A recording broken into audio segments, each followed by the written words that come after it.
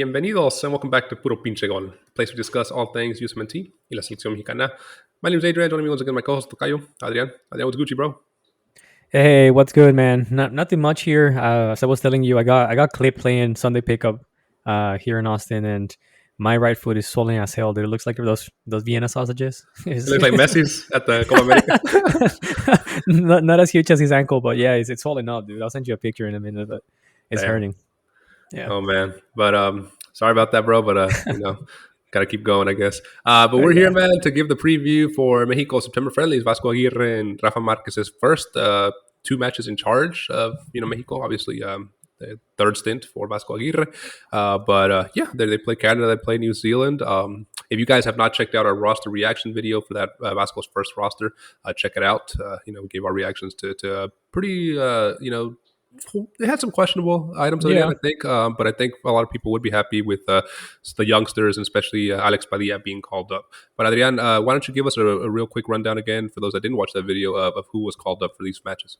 You got it, boss. So we got 4 keepers: Ángel Malagón from America, Raúl Rangel from Chivas, and Alex Padilla from Athletic Club. Defensas, we have Julián Araujo from Bournemouth, Alan Mozo from Chivas, Israel Reyes from America, Johan Vázquez from Genoa, Víctor Guzmán from Monterrey, Jesús Angulo from Tigres, Jesús Gallardo from Toluca, and César Montes from UD Almería. Midfielders, we have Luis Romo from Cruzazul, Fidel Ambriz from Monterrey, Eric Lira Cruzazul, Charlie Rodríguez Cruzazul, Luis Chávez Dinamo Moscú, Sebastián Córdoba from Tigres, and Orbelín Pineda from AEK Athens. And forwards, we have Diego Lainez from Tigres, Julián Quiñones from whatever all-name Saudi Arabian team he's playing. I don't know which one is it. I had to look it up, and I swear to God, I'm going to learn the name. Roberto Alvarado from Chivas, Marcelo Flores from Tigres, César Huerta, Chino Huerta from Pumas, El Memote Martínez from Pumas as well, Santiago Jimenez from Feyenoord, and Henry Martín from Clubamerica. So a lot of, like we said, a mixture of youngster and some veteran squad here. Interestingly enough, the Tigres Pumas game yesterday, Rafa Marquez was there watching. A lot of, I guess, Mexican nationals playing there. We obviously Chino Huerta, Memote Martínez, you had Marcelo Flores, Lainez, right? Córdoba, El Brujo. Yeah, just a lot of guys there that play for eltri. So it was an important match for Rafa to be there for. But September 7th sees Mexico playing New Zealand at AT&T Stadium, and then 3 days later, Tuesday, September 10th, sees Mexico playing Canada at the Rose Bowl. So Canada, obviously a foe that Mexico's familiar with. New Zealand has had, matches with Mexico in the past. Mexico usually tends to, very favorable towards Mexico. And I guess even very favorable towards Mexico against Canada until, recently, right? So Mexico head-to-head against New Zealand, at least in the last 5 matches dating back to June 2011. They played June 2017. Mexico won 2-1 in the Confederations Cup. 2016, Mexico played New Zealand and won 2-1 international friendly. New Zealand against Mexico, Mexico won 4-2 in 2013. And then Mexico beat New Zealand in November 2013 as well, 5-1. And back in 2011, international friendly, 3-0 for Mexico. Canada, go for it. I was going to say that those 2 matches from 2013 are the ones that the playoff to get into the World Cup. Yeah. After the Mexico qualified as, I think, 4th in the Region or 5th, and then had to play against Graham Susik qualified Mexico. That's right. Mexico versus Canada, last 5 matches. 2021, Canada beat Mexico in the FIFA World Cup qualifying 2-1. They tied in October 2021, also in FIFA World Cup qualifying 1-1. In July 2021, Mexico beat Canada 2-1 in the Gold Cup. Also in 2019, Mexico beat Canada 3-1 in the Gold Cup. In March 2016, Mexico beat Canada 2-0 as well there in World Cup qualifying. What do you think for potential lineup? We kind of gave our reaction. We did give our reactions to this roster. There's definitely, one of eltri's favorite golden boys of the last 2 years. Uriel Antuna isn't in here. We have Henry Martín back. We have Alex Padilla. Will he get his, debut? Or does Malagón, that missed Copa America due to injury, does he take over again where he left off? We know Vasco likes playing with 5 in the back. How do you think this team lines up against these 2 nations? I think with El Vasco Aguirre, it's going to be a no-brainer, man. I think he's going to stick to what he knows and what he feels the most comfortable, which is a back line of 5. So based on the players that I see on the roster and understanding that he has a preference for those who have European experience, I think that we'll see Julián Araujo as the right back, Johan Vázquez, César Montes, and Víctor Guzmán as the 3 center backs, and then Jesús Gallardo as the left back.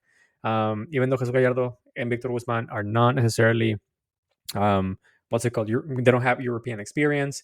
If you look at the roster, I think Victor Guzman is slightly ahead of Israel Reyes, and Jesus Gallardo is definitely one player that El Vasco Aguirre has publicly said, as you know, when he was a pundit back in 2022 for Televisa, that he likes Jesus Gallardo. And to be fair, Jesus Gallardo's having a decent season so far with Toluca, right? We just, as we were mentioning on one of our weekly recaps from ligamx, he is flying with Toluca. I don't know what they're giving him out there, if it's el chorizo de Toluca or just the fact that maybe Toluca is more boring than Monterrey. He hasn't gone out to party and whatever. He's sleeping. He's sleeping well because Sleeping it's and well training. known. Exactly, because it's well known that he's a party monster. But he's doing great.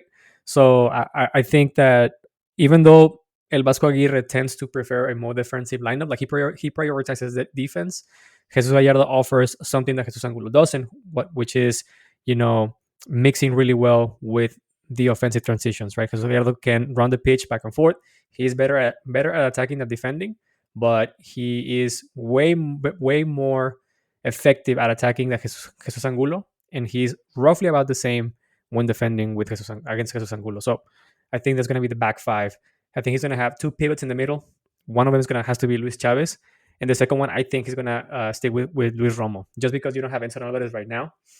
But even if you have Edson Alvarez, man, I think Edson Alvarez would have taken a third center back spot over Victor Guzman, and I think he would have still played Luis Chavez and Luis Romo as the two pivots. I think Luis Chavez is going to be more of that, link between the midfield and the offensive, and Luis Romo to be one of those that plays a little behind Luis Chavez and can become an additional defender, because Luis Romo knows how to play as a center back as well.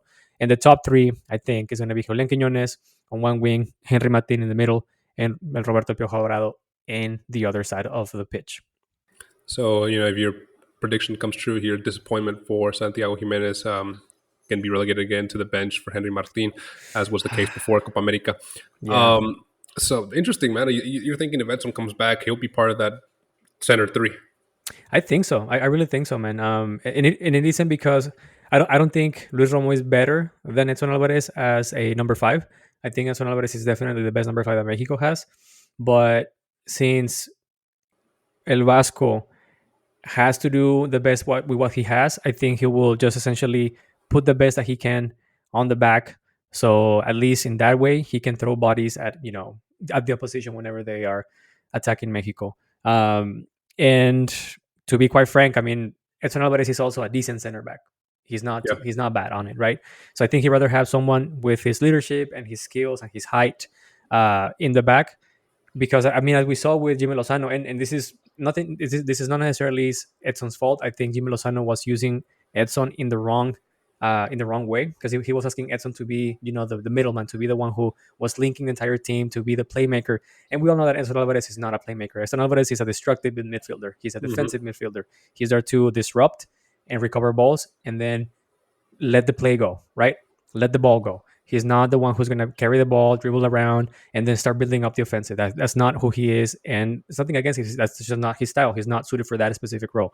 So and on the other hand, Luis Romo, while he can also be a destructive midfielder, he's more prone to be to be to join the offensive in a And to more distribute. seamless way. Yeah. Exactly. So that's why I think even if Edson Alvarez was still here, or he was called up, we would have seen him as a center back. Interesting. And, obviously, like I said, he likes to play with the back five, Vasco Aguirre. Is he going to miss having Gerardo Arteaga's presence going forward? And here's the deal. If Jesus Gallardo continues to play at the level that he's currently playing, I'm gonna say no. I don't know if you catch any of the recent Monterrey matches in Liga MX. I have catch at least the last three of them, and I've been paying attention to Gerardo Arteaga, not because I don't like Gerardo Arteaga and I want to find something to say against him, just because I know that's one of the weakest spots that Mexico has right now in terms of depth. Unfortunately for Gerardo Arteaga, Monterrey has not been playing really well collectively as a team. But when you look at him as an individual player, I wouldn't necessarily say that he is not doing well, but he's not putting out his best performance yet. You see him going up the front and help the offensive whenever he can, but he's significantly struggling coming back to help the defense. And that's one of the things that I think El Vasco really wants to see on his wingbacks. He wants to see a wingback that can run the entire pitch back and forth with minimal effort and can defend more than what they can attack. And so I think that's where Gerardo Arteaga will be found in a tough spot with Vasco Aguirre. I don't think they're gonna miss him because Jesus Gallardo can do the job. I think I think for the time being, Jesus Gallardo and Arteaga are interchangeable, and with a slight preference of Gallardo because of his defensive rate. Interchangeable in a position, like you said, where Mexico, and we discussed this previously plenty of times, is probably lacking the most depth. Yeah. Then, as we come to close on this video, man, prediction time. How do you have Mexico lining up or stacking up against New Zealand on Saturday, September 7th? See, I want to say that New Zealand's should be a walk in the park, but they have improved significantly. I'm not claiming that I know how New Zealand plays and I've followed them or whatever, but I know that from 2013 or 2017, the last time they played, to today, they have more players in Europe right now. I think they have up to 7 or 6 playing on some interesting leagues. So I think it's going to be more challenging than we anticipate. I think it's going to be a 2-1 Mexico winning that match by the minimum. And against Canada, I anticipate a 0-0 match. 0-0 against Jesse March's men. That should be another interesting CONCACAF matchup there. Adrian, as we wrap up this episode, brother, where can listeners find us, dude? They can always find us on YouTube. Don't forget to subscribe, hit the like button, and turn on the notifications. You can also find us on Apple Podcasts, Spotify, or wherever you can podcast on. Last but not least, you can also find us on Instagram and TikTok. We post memes, latest news, and shorts of our episodes. Yeah, so be sure to follow us on your preferred social media platform of choice. Let us know in the comments below. What are your thoughts of these upcoming matches for Mexico? What are your predictions? Who do you think is going to come up on top against New Zealand, Canada? And let us know what your starting 11 would be if you were part of Vasco's team there. Would you be playing with a back five? We all know Vasco definitely prefers that. So let us know in the comments below. I like interacting with you guys. Yeah, man. Good episode. See you next one, bro. Take it easy, bro. See you, man. Deuce.